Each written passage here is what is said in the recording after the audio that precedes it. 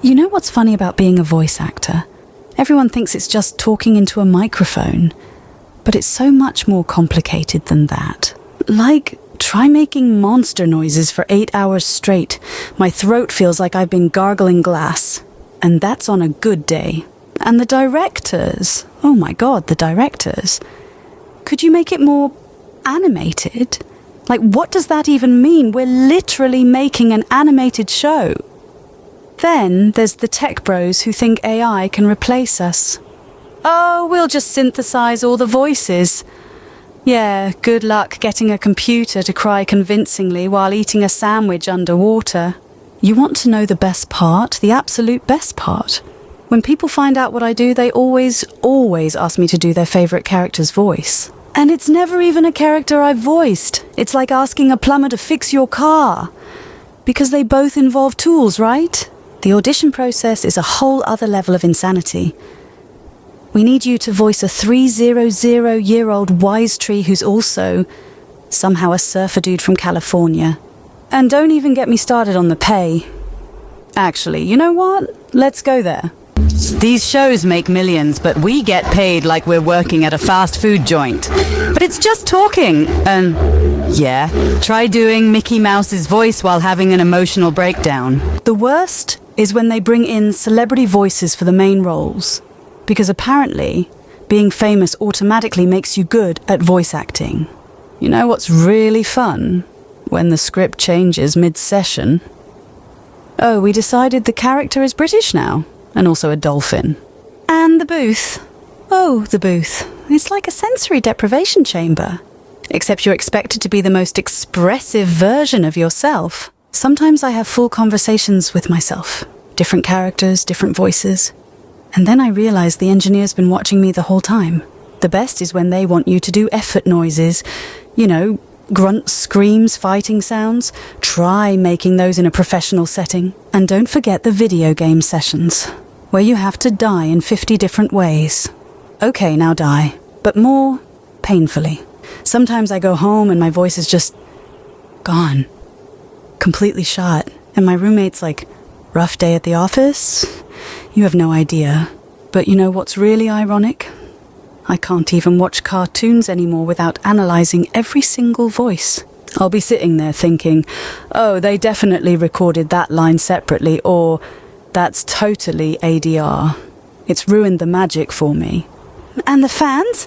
Don't get me wrong, I love them, but they expect you to be your character 24/7. Like, sorry, I can't do Princess Sparkleberry's voice right now.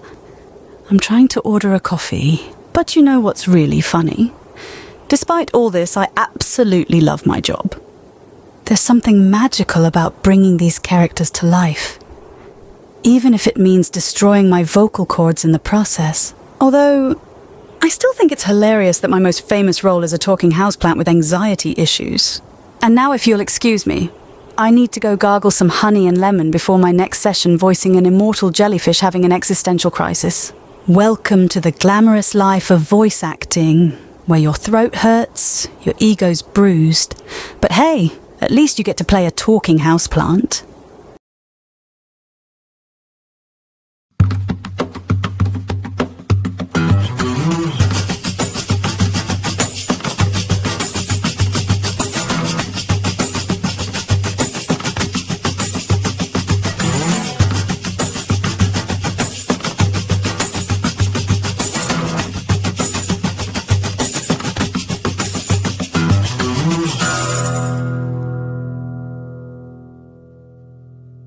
I need to tell you both something, and it's not easy.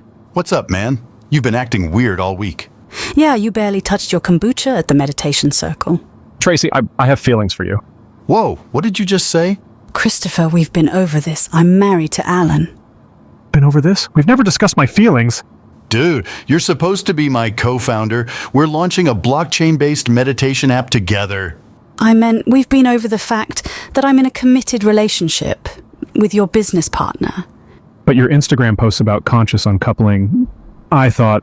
Those were for our joint wellness podcast, you Silicon Valley himbo. We're disrupting the relationship advice space, not actually breaking up. But all that some of those late night DMs about your chakra alignment.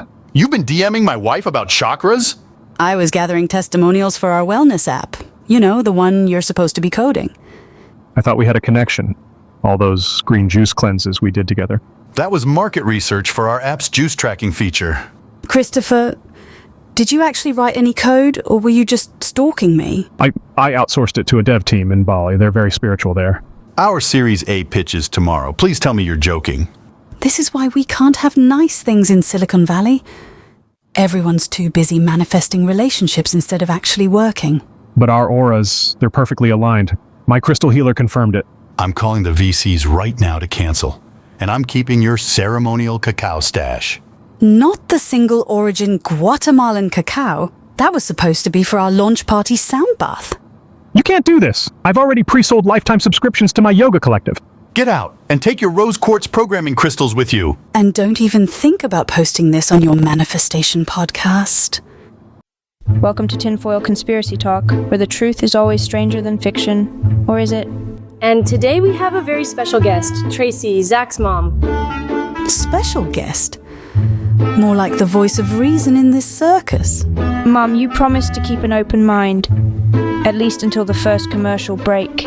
Let's dive right in. Tracy, what's your take on the theory that Silicon Valley was built on ancient alien technology? My take?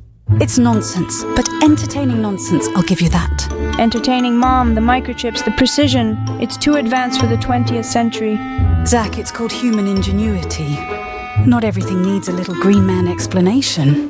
But Tracy, what about the mysterious patents filed under pseudonyms? Doesn't that raise a tiny red flag? It raises a flag, all right. A flag that says people love a good mystery. Okay, fine. What about the underground tunnels beneath Silicon Valley? Utility tunnels, Zach, not alien highways. But Tracy, they're too expansive for just utilities, don't you think? I think you've both been watching too many late-night documentaries. Mom, you're dodging the question. What about the reports of strange lights? Reports from people who probably can't tell a drone from a UFO. But Tracy, isn't it fun to imagine what if we're right? Fun? Sure. But let's not confuse fun with facts. You're impossible, Mom. Just admit it. There's a chance we're onto something. Fine. There's a chance. About the same chance as me winning the lottery without buying a ticket. Well, Tracy, you've certainly added some spice to our discussion today. Glad to be of service, I think. Next week, we'll tackle the theory that tech CEOs are actually time travelers. And Tracy, you're welcome to join us again, if you dare. Oh, I dare. Someone has to keep you two grounded. Welcome back to Unmasking Silicon Valley's Secrets, where we expose the truth, no matter how uncomfortable it makes the tech elite. And today we have an absolutely mind-blowing guest who's finally ready to tell the truth about extraterrestrial intentions. Your primitive broadcasting equipment is adequate, though your species' reliance on visual media is quite inefficient compared to telepathic communication. Zach, honey, I can't believe you're falling for this obvious costume and voice modulator. Oh, but Tracy, our guest has provided extensive documentation about their civilization's plans, and they're absolutely fascinating. Your Silicon Valley's technological advancement is precisely why we chose this location for our first acquisition. Mom, you're hearing this, right? They're literally admitting to an invasion plan on live TV. Sweetie, I've seen better special effects in those TikTok videos you keep showing me. This is embarrassing. Your skepticism is irrelevant. We've already infiltrated most major tech companies. Your metaverse was our idea. Oh my goodness, that explains all those weird terms of service updates. Next, you'll tell us that cryptocurrency was your idea, too. Give me a break. Actually, that was a different alien species. We consider them rather unsophisticated. Wait, there are other alien species involved in Silicon Valley? This is better than the time we exposed that startup founder who claimed his AI was sentient when it was just his intern in Bangladesh. Your Earth's venture capital system is particularly amusing. We've been using it to funnel resources into our invasion infrastructure. Oh, please. If you're really an alien, why don't you just, I don't know, show us some advanced technology? Very well. Observe. Oh my, The studio lights are floating. This is absolutely wonderful. Mom, are you seeing this? The equipment is literally defying gravity. It's obviously strings or magnets or something. Your species' capacity for denial is remarkable. Perhaps that's why you haven't noticed that your social media algorithms were designed to prepare humans for compliance. And here I thought they were just making us addicted to cat videos. How delightfully sinister. Hold on. Are you saying TikTok dances are actually mind control experiments? The invasion begins now. Wait, why is my phone updating itself? And why can't I turn it off? And that's all the time we have for today, folks. Join us next week when we investigate why all our devices are suddenly speaking in an alien language. The wars rage on, and the profits pile higher. They sell us fear while the earth burns. And the media, they spoon-feed us lies, numbing our minds, until we forget to question. But what about the oceans, Mom? They're choking on plastic, and no one seems to care. Care?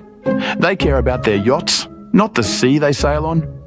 Hypocrisy is their currency. And the air we breathe, it's poison. But they sell us electric cars, as if that will save us. I read somewhere that bees are dying. Without them, we won't have food. The bees, the trees, all sacrificed for greed. They pave paradise and call it progress. Progress. It's regression, wrapped in shiny packaging. They sell us dreams, while stealing our future. But what can we do? It feels like shouting into a void. We resist, son, even if our voices tremble. We plant seeds, even in poisoned soil. And we teach you, Zach, to see through their lies, to fight, even when it feels hopeless. But what if they win? What if they destroy everything? Then we rebuild from the ashes. We won't let them extinguish hope. Hope is a weapon, Zach, sharper than their swords. Never let them take it from you. I want to fight, but I don't know how. Start small, son. One act of kindness, one truth spoken. It ripples outward. And remember, you're not alone. We're in this together. Always. Together, maybe we can make a difference. We will, Zach, because giving up is not an option. Not an option. Not for us. Not for anyone who cares. Then let's start now, before it's too late. Now is all we have. The future depends on it. And the future is worth fighting for. Then let's fight together. Together, always. The block button is digital violence, man. It's like we're creating these walls of binary hatred. Oh, speaking of violence, let me share this fascinating teaching prop. A replica human skull from the first Silicon Valley startup that went bankrupt. Are you seriously comparing blocking toxic people to actual violence while holding a skull? Listen, I know this guy, brilliant coder, who just wanted to prove his love. He only hacked her Instagram account 7 times. Exactly. The human spirit, transcends these digital boundaries. We should unblock everyone every lunar cycle. Oh my god, are you actually defending stalkers right now? While Miss Tomlin waves around a literal skull. Now, class, this skull represents the death of human connection in our digital age. Isn't it wonderful? I mean, he only created 23 fake profiles to send her daily affirmations. That's like dedication. Every block is like a tiny digital death of potential enlightenment. We must resurrect these connections. You're literally describing harassment. Do you hear yourselves? Isn't it fascinating how this skull reminds us that we're all connected in the end? He wrote an AI algorithm to predict her daily schedule. That's just innovative problem solving. Every restraining order is just a cry for deeper understanding, and maybe some blockchain solutions. This is why women in tech leave the industry. You're all completely delusional.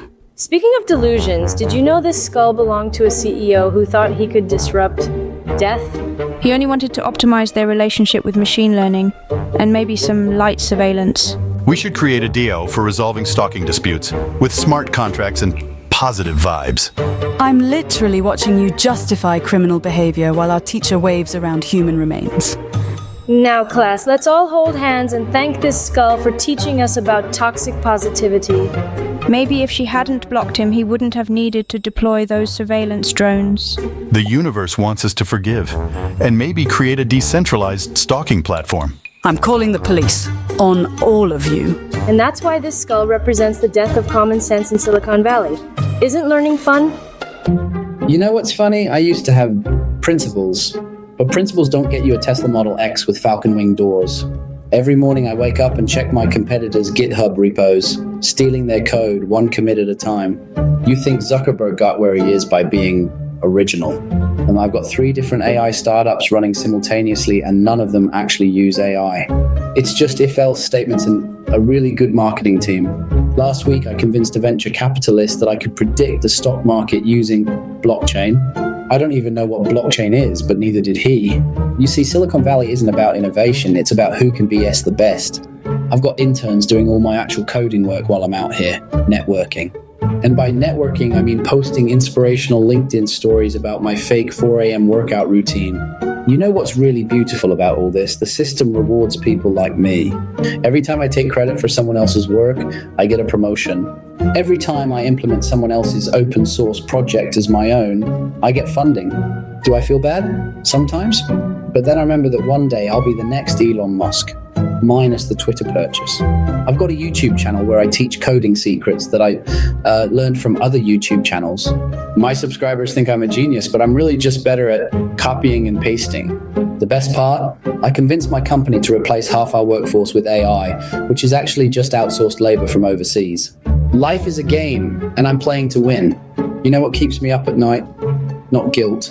It's the fear that someone else might be running the same scam, but better. But hey, that's the beauty of Silicon Valley. We're all fake it till we make it. I'm just better at the faking part.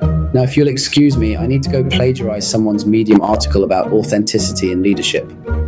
I need to tell you both something, and it's not going to be easy. What's up, man? You look like you've seen a ghost. Remember how I've been using your basement for my meditation startup? Yeah, the one with all those weird thumping noises at 2 a.m. Well, it's actually been a fight club, an underground fight club. What the actual... Are you serious right now? And Tracy's been my starfighter for the past 3 months. Tracy, my Tracy? I can explain, Alan. Those CrossFit classes I've been taking. Not exactly CrossFit. So all those bruises, the yoga accidents, were from illegal fighting? I'm making 3 times your salary in prize money. And honestly, it's the most alive I've felt in years. She's incredible, Alan, undefeated. The crypto bros are calling her the Red Menace. Oh, that's just perfect. My wife's an underground cage fighter backed by crypto bros. What's next? NFT death matches? Actually, we're launching those next month. Each fighter gets minted as an NFT. Alan, honey, I'm already pre-sold for 50 ETH. This is insane. You're both completely insane. And in our basement. We've raised $2 million in seed funding, not from VCs who think it's a mindfulness app. Our pitch deck says we're disrupting inner peace, while we're actually disrupting faces. I just can't process this right now. My peace-loving wife is an underground fighter. If it helps, she's also teaching mindfulness between matches. We call it punch and present. Alan, I know this is a lot, but think about it. We're combining wellness, crypto, and violence. It's the perfect Silicon Valley startup. I need to sit down, or maybe throw up. Oh, and one more thing. Andreessen Horowitz wants to meet next week. See, honey? This could be our unicorn moment. I just had to break a few noses to get there. Wait, is that why you've been reading The Art of War in the bathroom? Actually, that's my pre-fight ritual. Sun Tzu really gets me in the mood to disrupt some jaws. Welcome back to Tinfoil Truth Seekers, where we expose the lies they don't want you to know about. Today we have a special guest, my own mother. And what a delightful guest she is! Tracy, we're so excited to have you here to discuss, your son's potentially government-issued hamster? Listen, I know what I saw. That hamster, Mr. Squeaks, was not normal. He always faced north when sleeping. Mom, all hamsters sleep facing north. It's called magnetic orientation. Actually, as a teacher, I can confirm that's not true at all, but please continue. And what about the time Mr. Squeaks chewed through your father's top-secret work documents? In perfect squares. Those were takeout menus, Mom. But now that you mention it, they were suspiciously perfect squares. Oh my. And here I thought my class hamster was special because it could do somersaults, which was actually just it falling off its wheel. Mr. Squeaks had a peculiar habit of tapping his paw 3 times before eating. It was clearly Morse code. Wait a minute, I remember that. And what about the tiny metallic sound when he ran on his wheel? You mean the squeak in the wheel that comes with every hamster wheel ever made? No, this was different. It was like a tiny transmission antenna extending from his back. Mom, that was a piece of hay stuck in his fur, although it did always point towards the Pentagon. We lived in California. How could you possibly know it pointed towards the Pentagon? A mother knows these things. And what about the day Mr. Squeaks disappeared? Right after that black van parked outside our house. That was the cable company, Mom. But now that you mention it, they did wear surprisingly tactical gear. You know what's fascinating? The government actually did use animals for surveillance during the Cold War, but they preferred pigeons. Exactly. They want you to think it's pigeons, while their elite hamster force infiltrates suburban homes. Hold on. Remember how Mr. Squeaks always chewed through my homework? Maybe he was destroying evidence of something. Or maybe, and hear me out, he was just a regular hamster who liked to chew things like every other hamster in existence? Then explain the tiny satellite dish we found in his bedding that mysteriously disappeared during cage cleaning. Mom, that was the water bottle cap. But wait, it did have some unusual markings on it. Well, this has been educational. Remember, kids, sometimes a hamster is just a hamster unless it's working for the CIA. Wait. Did anyone else notice that black van that just drove past the studio? With a hamster wheel logo? And that's all the time we have for today. We'll be right back. Maybe, if the hamster agents don't get us first.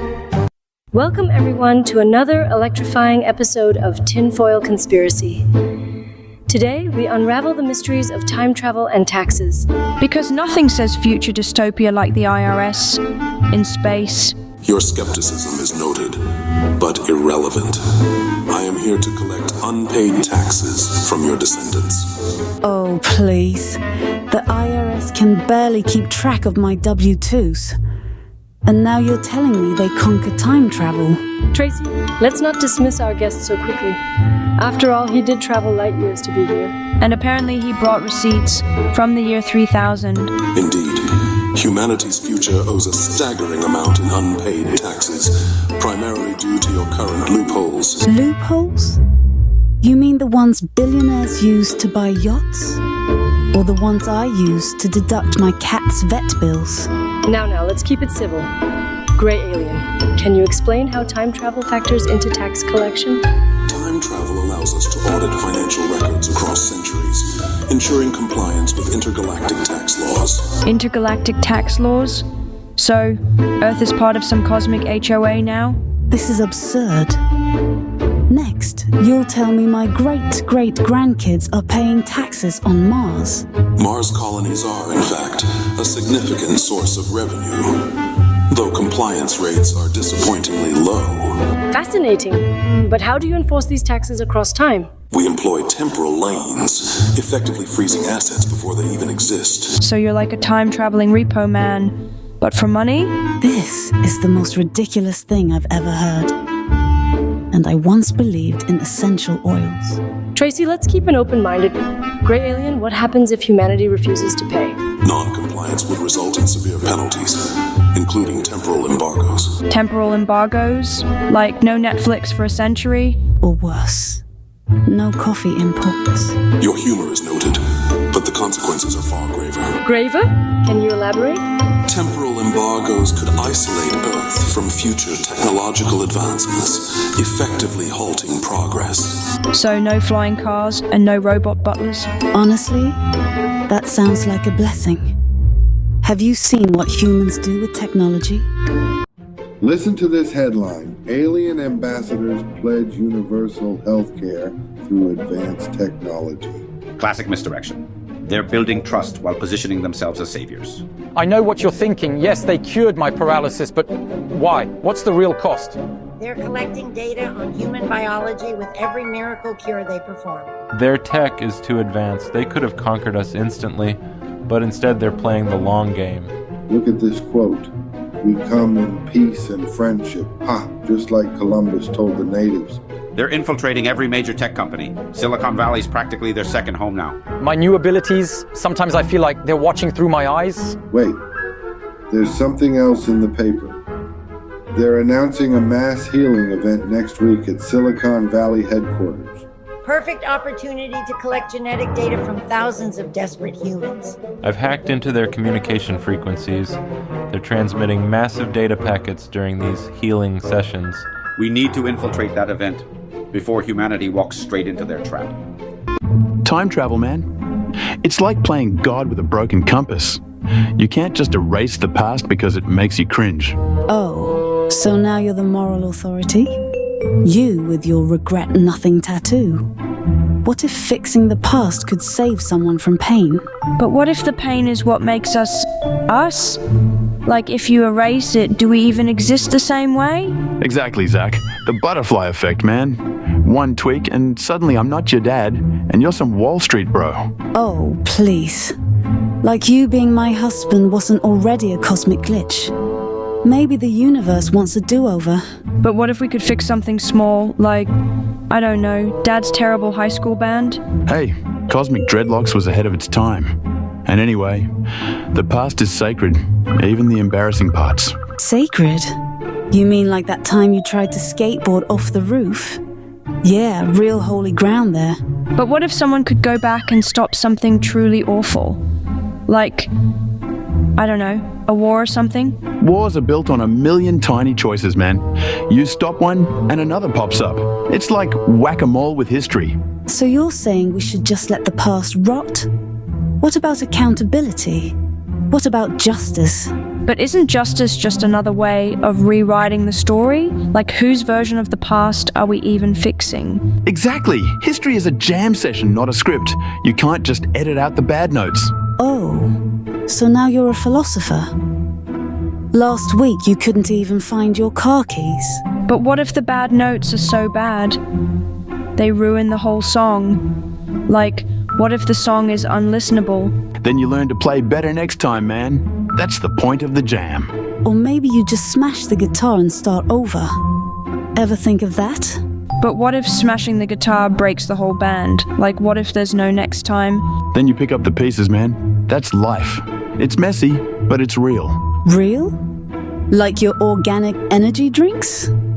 You're all about authenticity until it gets inconvenient. But what if authenticity is just a lie we tell ourselves to feel better? Then it's the best lie we've got, Zach. And that's worth holding on to. Or maybe it's just another excuse to avoid responsibility. Typical. So, we just live with the mess? No fixes, no do-overs, just chaos? Yeah, man. Chaos is the only thing that's real. Embrace it. Ladies and gentlemen, let's talk about the skeletons in our pantries. You mean like the literal skeleton on this table? Exactly. This skull is a metaphor for expired creamed corn. Both are relics of a past we refuse to let go. Wait, are you saying my can of 1998 creamed corn is haunting me? Precisely. That can is a ghost of unresolved guilt and nostalgia. So you're saying my dad's shed full of expired goods is like a mausoleum? Yes, Zach, a mausoleum of misplaced priorities. But what if it's not guilt? What if it's rebellion?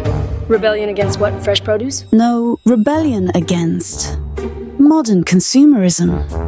Like sticking it to the man by keeping a can of Spam from 1987. Ah, the irony of fighting capitalism by hoarding its leftovers. But what about the guy who built a shed for his collection? He says it's preserving history.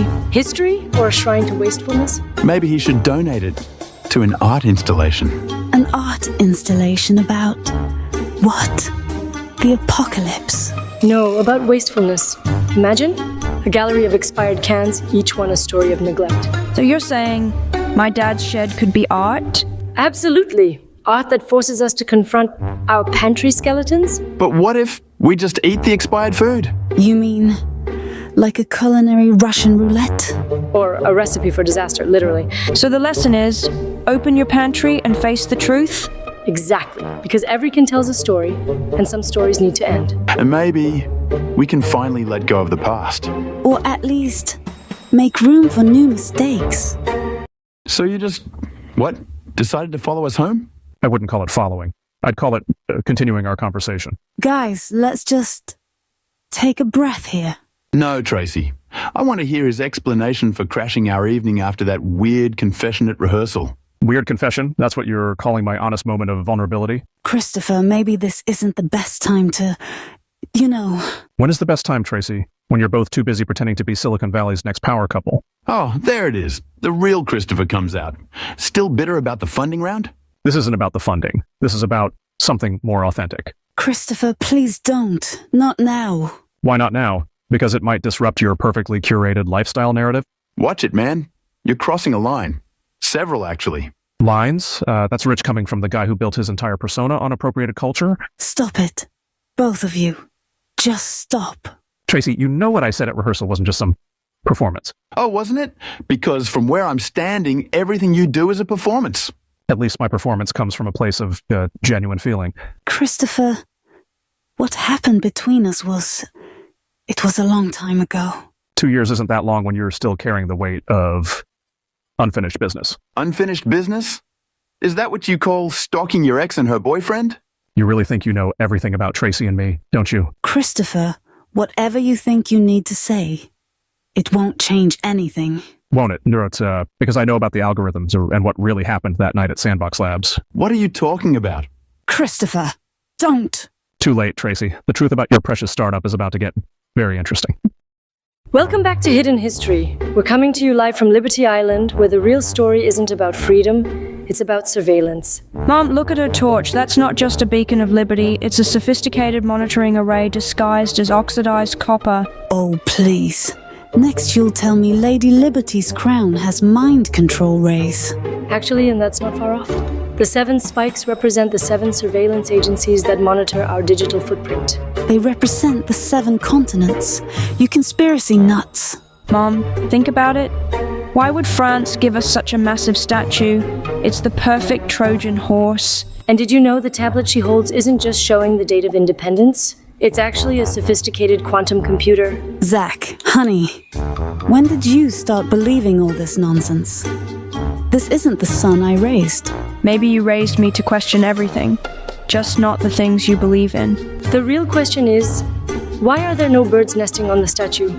Because it emits a high-frequency signal that keeps them away. There are literally seagulls on her right now. I can see them. Those aren't real birds, Mom. They're government drones, monitoring our conversation right now. And notice how the statue always faces east. That's to maintain constant communication with European intelligence agencies. It faces east to welcome immigrants. You know, like your great-grandparents who came through here. Oh, immigration? You mean the perfect cover story for installing a massive data collection hub in New York Harbor? Did you know the statue's green patina is actually a sophisticated electromagnetic shield, protecting the sensitive equipment inside? It's copper oxidation. Basic chemistry. Which you clearly failed in school, Miss Tomlin. Oh, that's what they want you to think. Just like they want you to believe those maintenance workers are actually doing maintenance. They're obviously updating the surveillance software. Wake up, Mom! I'm plenty awake. I'm watching my son turn into someone who questions the official narrative. Isn't that what education is all about? Education is about facts, not whatever this circus is. Facts? Like the fact that every time there's a power outage in New York, the statue's torch stays lit? Explain that, Mom. And why do you think they never let anyone up into the torch anymore? What are they hiding up there? It closed after the Black Tom explosion in 1916. Which you'd know if you read actual history instead of conspiracy websites. The Black Tom explosion? Or the perfect cover story for installing the first generation of surveillance equipment? Wait until our viewers hear about the secret submarine base under Liberty Island. That's for next week's episode. So, this is where the invasion fleet lands? Correct. This exact spot. Triangulated to the millimeter. I mean, it does look like a good spot. Open space, no obstructions. Oh, come on. You're seriously buying this? Well, Tracy, sometimes the truth is stranger than fiction. And I do love a good story. This is not fiction. The fleet will arrive at 3:42 a.m. Precisely. 3:42 a.m.? That's oddly specific. Oddly specific is the hallmark of a good con. Just saying. Tracy, let's not dismiss it outright. What if it's true? Imagine the educational opportunities. Your skepticism is noted. However, the fleet's arrival is inevitable. What happens when they get here? Are we talking peaceful exchange or Independence Day? That depends entirely on your species' response. Oh, great. So we're the ones who have to make the first move? Typical. I think we should prepare a welcome committee. Maybe some snacks. Aliens like snacks, right? Snacks are irrelevant. Knowledge exchange is the priority. Knowledge exchange? Like, what kind of knowledge? Technological, cultural, biological. Your species has much to offer and much to learn. And what do you get out of it? Don't tell me this is some cosmic charity project. We gain understanding. Your species is unique. Unique. See, Tracy, that's a compliment. Or a warning. Ever think of that? Okay, but what if we mess this up? What if we say the wrong thing? Then the consequences will be significant. Significant? That's not ominous at all. I knew it. This is a bad idea. We should leave before this turns into a sci-fi horror movie. Leaving will not change the outcome. The fleet is already en route. The wheels, they spin like we're running from something bigger than us. Or towards something. Something we can't even name yet. The car? It's not just a car, it's a statement. A green bullet, cutting through the grey. But bullets leave scars. Even when they miss. Scars are proof. Proof we tried. Tried to escape? Or tried to matter? Does it matter? Either way, we burn. Burning's better than rusting, isn't it? Depends on who's holding the match, and why. We lit it ourselves, didn't we? And now, we can't put it out. Maybe we don't want to. Wanting's dangerous. It makes you reckless. Reckless is the only way out, isn't it? Out of what? The system? The cage? Out of ourselves. Maybe. Freedom's a lie, isn't it? Only if you buy it, like everything else. We didn't buy this. We stole it. And now, we're paying for it? With what? Our lives? With everything. Everything we left behind. And everything we can't go back to. So we keep driving until there's nothing left. So, Neolabs thinks they can play God now? Altering memories like they're editing a Word doc? Maybe God outsourced. Ever think of that? Besides, what if it helps people heal? Heal. Or erase. There's a difference, Dreadhead. What about forgiveness? If you can't remember the pain, is it even real? Forgiveness is a choice, not a memory. But what if they erase the choice? You all act like memories are sacred. Newsflash. Most of them suck. Says the guy who probably wants to delete his high school years. You don't know me. Maybe I do. I had a brother. We fought before he died. I'd give anything to rewrite that. But would it be real, Zach? Or just a synthetic Band-Aid? And what happens when Neolabs decides who gets to rewrite what? Well, power corrupts, remember? Oh, here we go. The corporate overlord speech. Speaking of overlords, anyone notice the human skull on the shelf? What the hell? Is that real? Neolab's idea of decor? Or a warning? Maybe it's a reminder of what happens when you mess with memories. Or it's just a really bad taste in interior design. I can't stop looking at it, like it's judging us. Good. Maybe we deserve it. For even considering this tech. Deserve it? Speak for yourself. I'm just here for the free snacks. Snacks and skulls. Neolabs really knows how to throw a party. This isn't a party, it's a moral minefield. And we're all stepping on the mines. One by one. Maybe that's the point. To see who survives. Survival of the fittest? Or the most forgetful? Okay, this has to be some kind of simulation glitch. Or maybe that new AI hallucination filter I installed is having a moment. I mean, what are the odds that my quantum computing experiment would actually work and send me back to the Stone Age of technology? No smartphones, no cloud computing, not even a decent Wi-Fi signal. This has to be some kind of cosmic joke. Wait, what if this is actually a chance to become the next Steve Jobs? I could invent the personal computer before anyone else. Although, I'd have to actually code without Stack Overflow. That's terrifying. Is this some kind of karmic punishment for all those times I claimed to be a self-taught programming genius when really I just watched coding tutorials on 2x speed? Or maybe this is the universe telling me to stop trying to automate everything with AI. I mean, I did try to create an AI to automate my dating life. That didn't end well, especially when it started sending breakup texts to matches I hadn't even met yet. But seriously, what if I'm here because I've been doing tech all wrong? Always looking for shortcuts, quick fixes, the next big hack. No, that's just the existential crisis talking. This is clearly an opportunity. I could create Facebook before Zuckerberg, although would it work without internet? Maybe I could start with something simpler, like inventing the USB stick, although what would they plug it into? God, I miss my mechanical keyboard and my triple monitor setup and my smart coffee maker that I definitely didn't need but bought anyway. Wait a minute. What if this isn't punishment or opportunity? What if this is just another A/B test from the universe? I mean, everything is basically just data and variables, right? Even this moment, it's just another edge case in the simulation. Oh God, I'm starting to sound like those crypto bros who think reality is just a blockchain. This is what happens when you spend too much time on Reddit. But seriously, if this is some kind of test, what's the acceptance criteria? What's the MVP of getting back to 2024? Maybe I need to actually learn how computers work, like really work, without just copying and pasting from Stack Overflow? No, that's crazy talk. There's got to be a shortcut. There's always a shortcut. I wonder if I could create an AI using punch cards. No, focus, Rob. First priority, figure out how to get back to a time where I can order Uber Eats. Although, maybe this is exactly where I need to be, a chance to build something real, something that isn't just another app that helps people waste time more efficiently. Who am I kidding?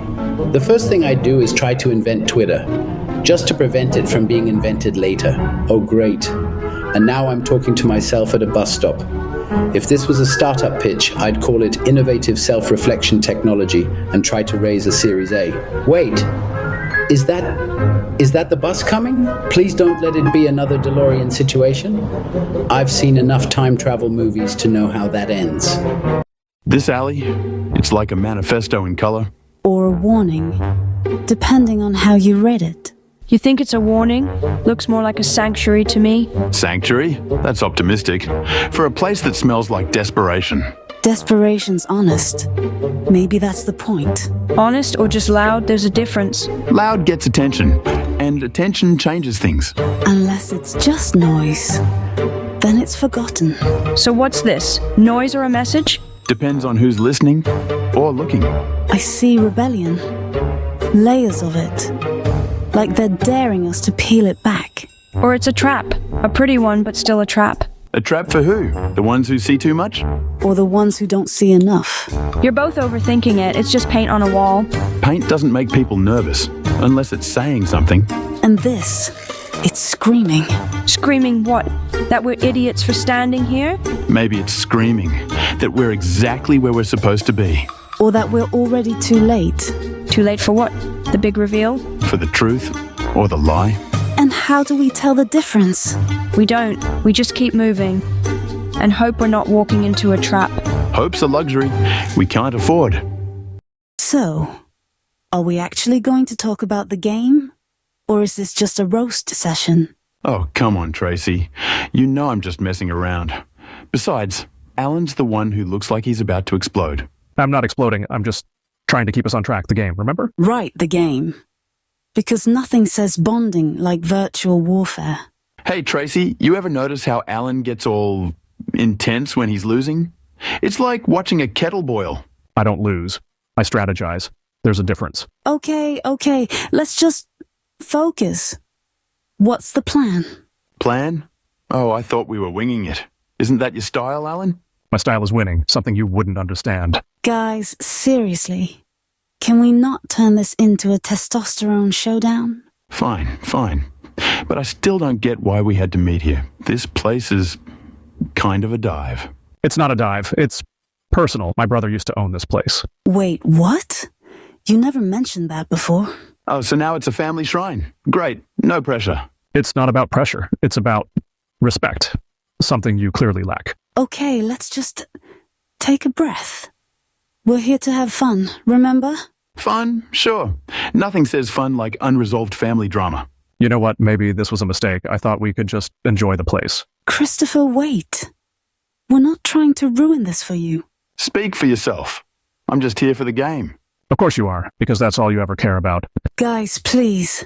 Can we just reset? Start over? Fine, but only if Alan promises not to cry when he loses. I don't cry. I win. Let's get that straight. Great. Now that we've established that, can we play? Well, Zach, this is unexpected, isn't it? Unexpected? Miss Tomlin, we're on Mars. This isn't just unexpected, it's insane. Insane, maybe, but fascinating, don't you think? Fascinating. Tracy's gone and we have no idea how we got here. Perhaps Tracy's skepticism protected her somehow? Protected her? Or maybe she's the reason we're here. Now, Zach, let's not jump to conclusions. Jump to conclusions? We're standing on Mars. Conclusions are all we have. Do you remember how we got here? No, and that's what scares me. Maybe this is a simulation, a test of some kind? Or a government experiment. You know how they love their secrets. Secrets, yes, but why us? Maybe Tracy knew something we didn't. Or maybe her disbelief kept her grounded. Grounded? We're on Mars, Miss Tomlin. Grounded doesn't mean much here. Still, we must consider, what if this is real? If it's real, then we're in serious trouble. Trouble, yes, but also an opportunity to learn. Learn? Miss Tomlin, this isn't a classroom? Every moment is a classroom, Zach.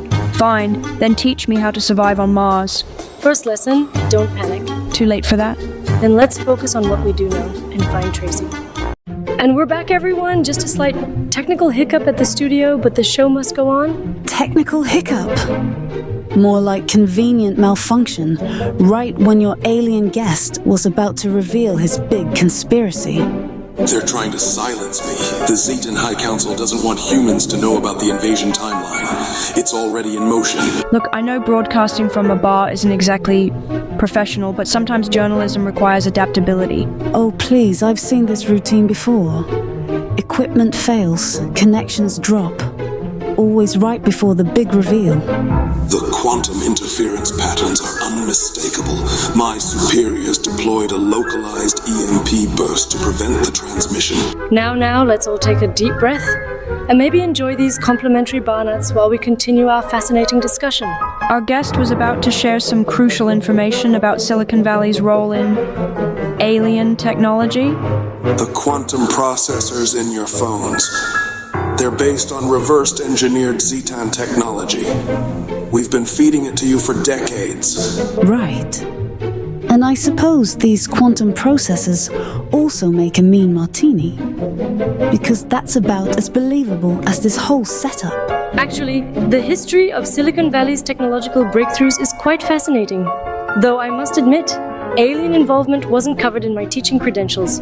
Your entire digital revolution is a carefully orchestrated preparation phase. The cryptocurrency surge, a test of human greed parameters. Wait, are you saying crypto was an alien psychology experiment? Oh, great. Now we're blaming market crashes on little green men. What's next?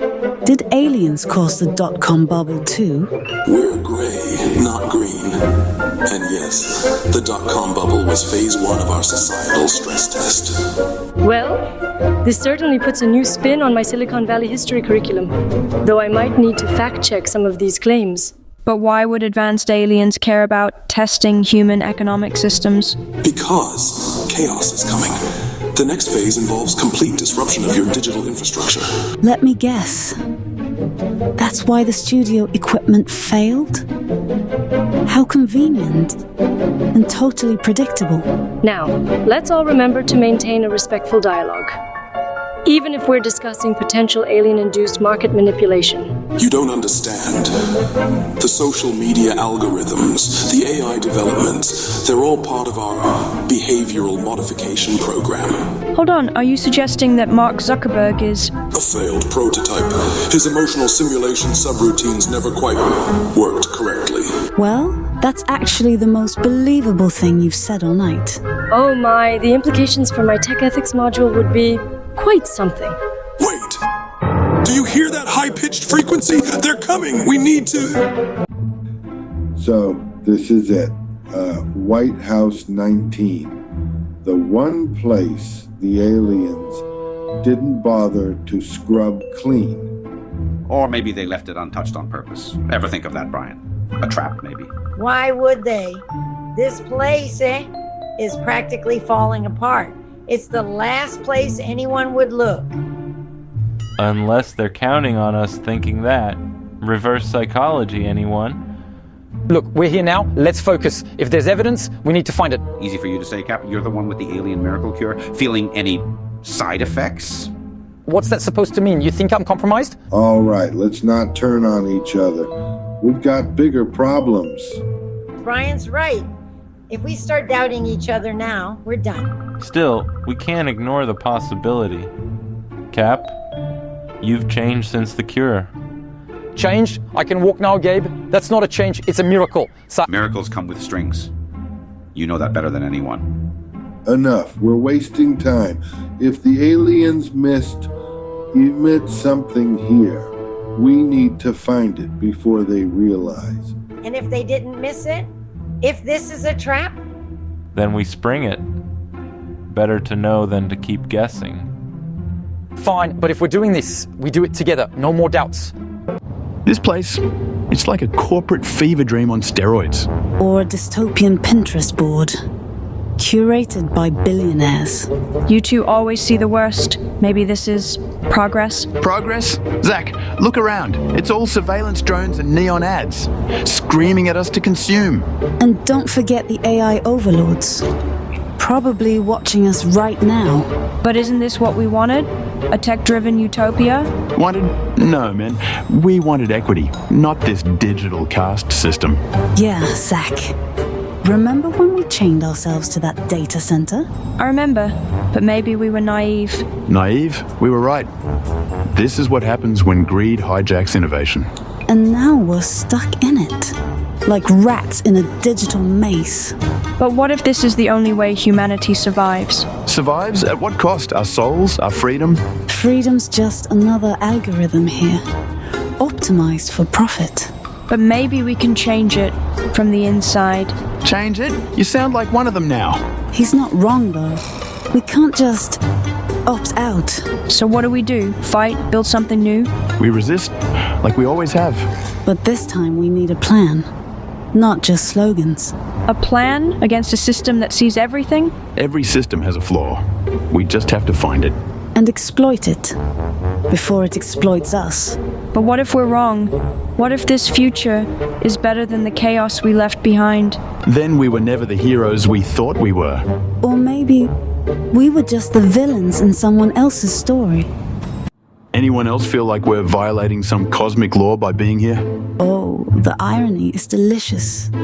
We're literally stalking the stalker. Oh my goodness, is that a human skull on that shelf? Please tell me that's a Halloween prop. Please? You know what's fascinating? In Silicon Valley's early days, some engineers kept skulls as motivation. A memento mori, if you will. That's not fascinating.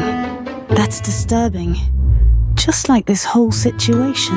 Remember how we were all about forgiveness earlier? Yeah, I'm having second thoughts. Funny how being in someone's personal space changes everything. Like, this is next level creepy. But isn't this a wonderful teaching moment? We're experiencing exactly what our digital boundaries protect us from. Miss Tomlin, only you could find an educational angle in a potential crime scene. That skull is literally staring at us, like it's judging our hypocrisy. Maybe we were too quick to preach forgiveness when we weren't the ones being watched. Did you know Steve Jobs kept a skull on his desk? Though I doubt it was real like this one appears to be. Can we focus less on Silicon Valley trivia and more on the fact we're in a stalker's trophy room? You know what's messed up? We're violating his privacy while judging him for violating privacy. There's a difference between accidentally ending up here and deliberately stalking someone online for months. The skull reminds me of Hamlet. To block or not to block, that is the question. This isn't funny, Miss Tomlin. We need to get out of here. Like, now. Wait, do you hear something? Great. Now I'm imagining the skull's previous owner. Probably another person who didn't block him fast enough. Oh, speaking of blocking, did you know the first computer block function was created right here in... Miss Tomlin, read the room. Or rather, the creepy room with the human remains. I definitely heard something that time footsteps. So much for forgiveness. I'm blocking him, his alternate accounts, and probably everyone he's ever met. The skull seems to be smiling. Isn't it remarkable how death brings perspective to life's little digital dramas? Those footsteps are getting closer, and I'm done debating ethics in a serial killer's den. This car, it's like a neon sign screaming, "Look at me, I'm important." But is it really, or is it just compensating for something? I mean, who even decided that success looks like this? A car that costs more than a house. Yeah, that screams good priorities. But then again, people notice. They notice the car, the brand, the aura. And isn't that the game? Perception over reality? I could be broke, living off ramen, but if I roll up in this, suddenly I'm a genius, a visionary. It's all smoke and mirrors, isn't it? But then, what if the mirrors are the only thing holding the smoke together? What if, without the flash, the image, the illusion, I'm just another guy with a YouTube degree and a dream? No, that's not it. This car, it's strategy. It's a chess move, a calculated flex. Because billionaires don't drive beaters, right? They drive this, they live this. And if I want to be one of them, I'd have to play the part. But what if I'm just fooling myself? What if this car is just a distraction? A shiny, overpriced orange distraction. But then again, distractions can be useful. They keep people looking where you want them to look. And maybe, just maybe, that's the real game. Not the car, not the money, not even the success. Just the ability to make them believe. Why here, Christopher? This place smells like overdue books and desperation. Because this is where the real Fight Club operates now. Wait, what? You mean it's not just the basement anymore? No, it's bigger. We've got a network now. A network? What? Are you running a Fight Club book club? Coded messages hidden in library books. It's how we communicate. You're joking, right? Please tell me you're joking. Dead serious. It's how we stay off the grid. Off the grid? You're using the Dewey Decimal System to overthrow society. It's effective. No one suspects a library. How far has this gone, man? Are we talking just fights or something worse? It's evolved. Let's just say it's not just fists anymore. Not just fists? What the hell does that mean? Weapons, strategy, influence. Influence? Are you using us? Not directly. But your lives are part of the bigger picture. Part of the bigger picture? You're playing chess with our lives. It's not personal. It's necessary. Necessary? You're out of your mind. This is insane. How do we even know we can trust you? You don't, but you're already in it. In it? What does that even mean? It means there's no way out now. No way out? You've got to be kidding me. I wish I was, but this is bigger than all of us. We had to get out of there. The signal was getting stronger. What signal? We were in the middle of a broadcast. Now, let's all take a deep breath. Tracy, sweetie, what exactly do you mean by signal? They built that studio, right where they found it. Right where the first transmission happened. Found what? You're not making any sense. The hamsters. They weren't just test subjects. They were receivers. Receivers? Like in football? Oh my, this is getting more interesting than my lesson on the dot-com bubble. The signal... It started in '89. The hamsters were the first to notice it. That's why they all started running in the same direction. Oh, come on. You're telling me hamsters predicted the internet boom? They didn't predict it. They were part of it. The experiments, the startup funding. It was all connected. Wait a minute. Are you suggesting that Silicon Valley's success was somehow orchestrated by hamsters? Not by them. Through them. The signal. It's still here. Can't you feel it? This is ridiculous. You're just making up conspiracies to avoid explaining why you sabotaged our show? But the timing does line up with the major venture capital surge in the valley. How fascinating. The studio. It's built on the exact spot where they found the first affected hamster colony. And let me guess, the hamsters told you this themselves? Mock all you want. But why do you think every major tech company has a wellness program with pet therapy? Oh my, and all those startup founders who kept hamsters as pets? I always thought it was just a quirky trend. They're still trying to replicate it. The original signal. That's what all these innovation centers really are. This is insane. You're actually starting to believe this, Miss Tomlin? Well, it would explain why my classroom hamster always runs counterclockwise during earnings calls. Listen, do you hear that high-pitched frequency? That's not tinnitus. That's them trying to reconnect. I don't hear anything except the sound of our careers ending. Wait, does anyone else feel a sudden urge to buy cryptocurrency? It's already starting. We need to move further up the hill before it's too late. Before what's too late? What aren't you telling us? The next phase, when they don't need the hamsters anymore. When they start broadcasting directly to humans. Well, Zach, I must say, your apartment has the ambiance of a tax evasion think tank. It's called organized chaos, Miss Tomlin, and it's not illegal. Incorrect. The probability of this space being used for illicit cryptocurrency mining is 87.3%. Wait. Are we seriously talking about Zach's mess like it's a crime scene? Oh, Tracy, dear. Every mess tells a story, and this one screams digital tax fraud. Can we not throw around fraud so casually? It's just a hobby. Hobby or not, your blockchain activity aligns with future interdimensional shell company patterns. Interdimensional? What now? Are you saying Zach's a criminal mastermind? Oh, Tracy, don't be dramatic. He's more like a criminal apprentice. I feel like I'm being roasted in my own home by a teacher and an alien. Correction. I am an observer, not an alien, and your activities are statistically incriminating. Okay, but why are we even here? This is my son's apartment, not a courtroom. Because, Tracy, the truth often hides in the most unexpected places, like under Zach's couch cushions. Please don't look under the cushions. It's just old pizza crusts. Irrelevant. The focus is on your digital footprint, not your dietary habits. So what? Are we supposed to find some secret crypto ledger hidden in his sock drawer? Oh, Tracy, you'd be surprised where people hide their secrets and their socks. Can we not make this a scavenger hunt? I have nothing to hide. Your defensive tone suggests otherwise. Probability of concealment now at 92.4%. Oh, for crying out loud. He's not a Bond villain. No, but he might be a Bond villain's intern, and that's just as exciting. I can't believe this. I'm being accused of interdimensional tax fraud in my own living room. Correction. The accusation is based on statistical analysis, not personal bias. Great. Now the alien's a lawyer. What's next? Next, Tracy, we uncover the truth. One digital breadcrumb at a time.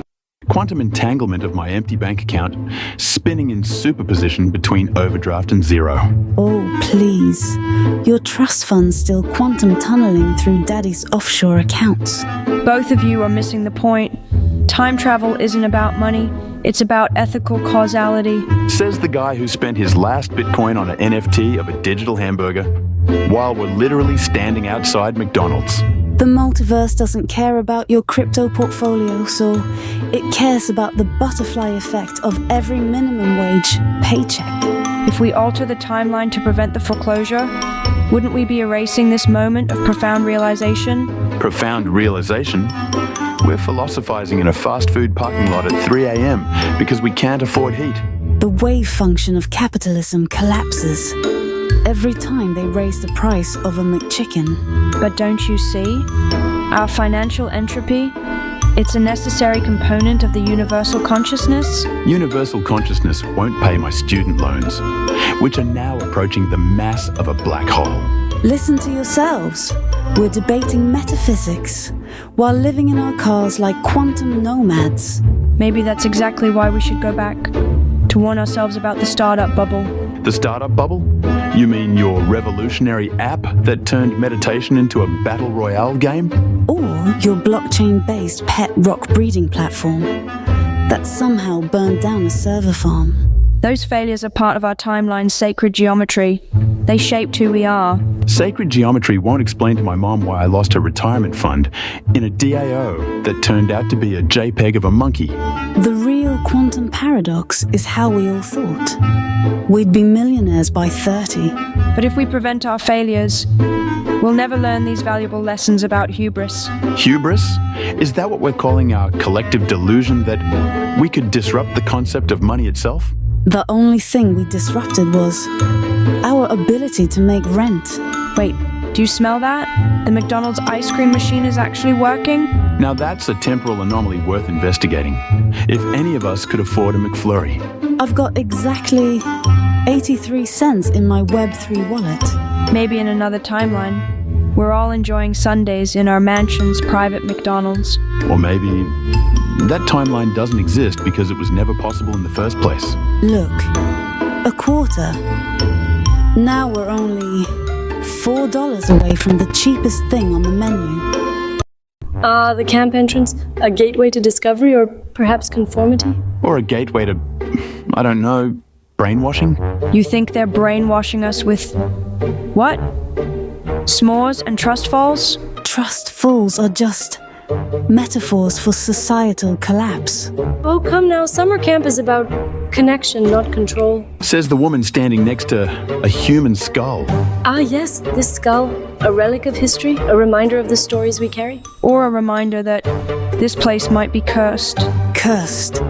More like a symbol of the death of individuality. Oh, you're all so dramatic. It's just a teaching tool. Teaching us what? That we're all going to end up like that skull? Or that the camp's activities are designed to strip us down to bones? I heard there's a secret counselor's manual full of psychological tricks. Oh, please, that's just an urban legend. Is it though? I mean, what if it's real? If it's real, then what's the camp's true purpose? To turn us into obedient little campers.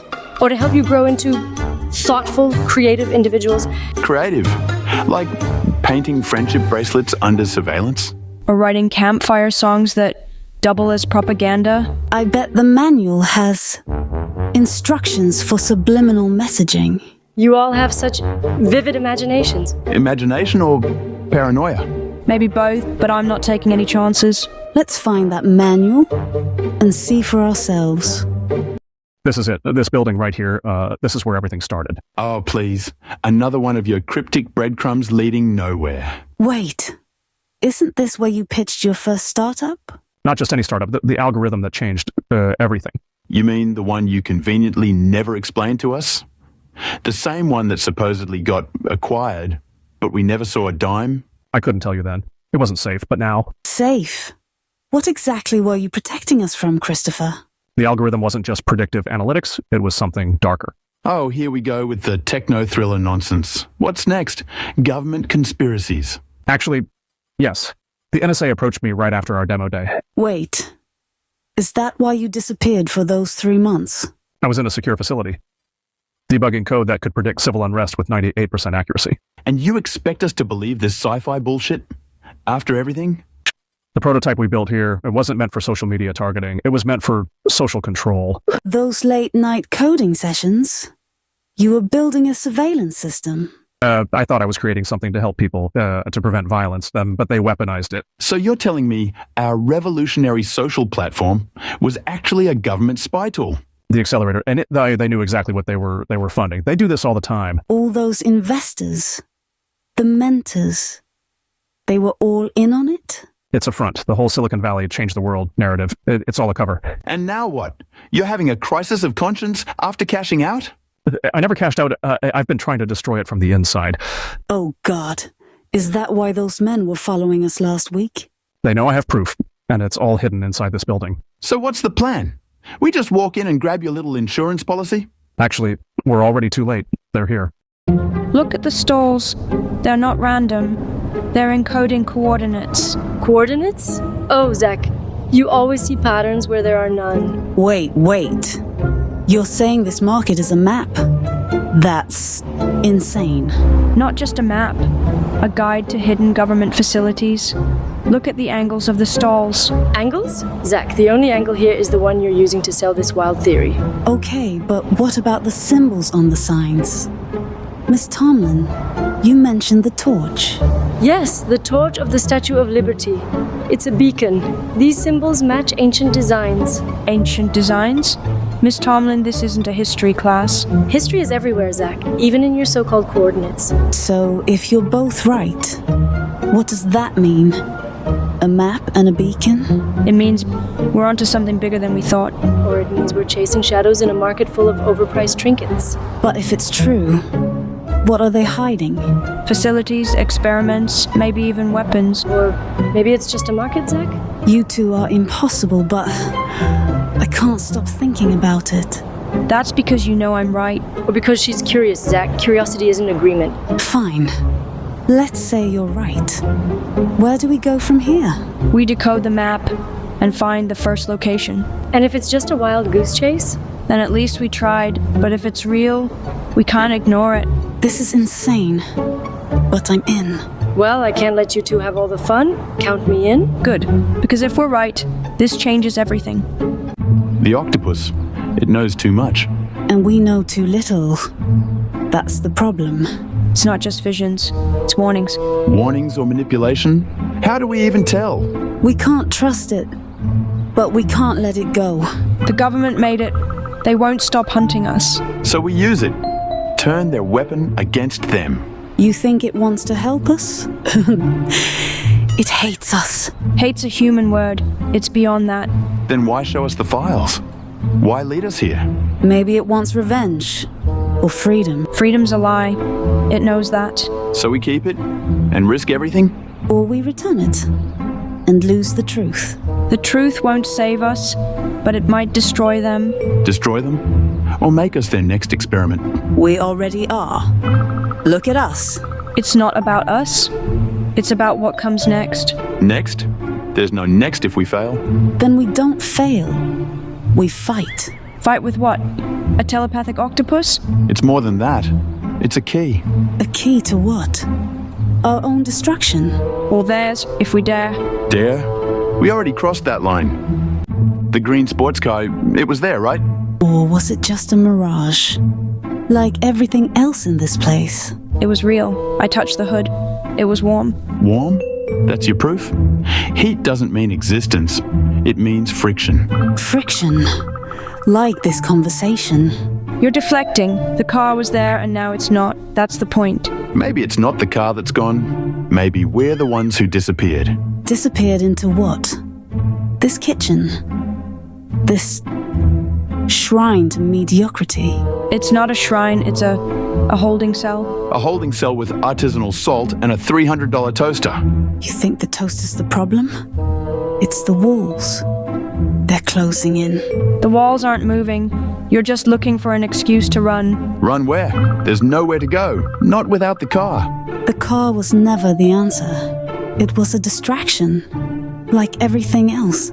You're so full of answers, but you're still here, in this kitchen. Maybe the kitchen is the answer, maybe it's the destination. If this is the destination, then we're already dead. Dead? No? Trapped, maybe? Trapped by what? The kitchen? The car? Ourselves? Ourselves. Always ourselves. Speak for yourself. I'm not the one clinging to a phantom car. And I'm not the one clinging to this prison of a kitchen. Then why are you still here? Why are any of us still here? Because we're afraid to leave. Afraid of what's out there. Or afraid there's nothing out there at all.